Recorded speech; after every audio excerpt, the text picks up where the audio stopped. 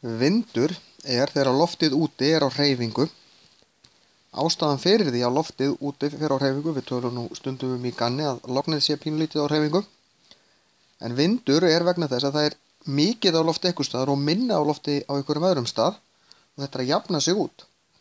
Augljósasta dæmið er þegar við blásum í blöðru, þá er meira af lofti inni í blöðrunni, ef við tökum jafnstórt svæði, inni í blöðrunni og fyrir utan hana.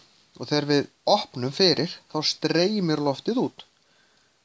Af því að loftið vill hafa jafn mikið á loft allstaðar, jafn mikið loftþrýsting.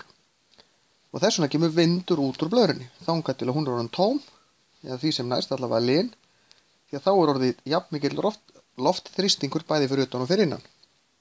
Á veðurkortum, ef að skjárinn hérna væri veðurkort, þá stendur stundum H og stundum L. H stendur fyrir svæði þar sem er mikill loftþrýstingur, hærri loftþrýstingur heldur en í kring, og kallað hæð, og L stendur fyrir lægð, og það er lægri loftþrýstingur. Þannig að hér er í raun lítið loft, hér er mikið loft, og þá streymir loftið frá hæðinu og yfir til lægðarinnar. En út af snúningi jarðar, að þá gerist þetta í raun í hring, og norðurhverli jarðar í rangsælis í hring.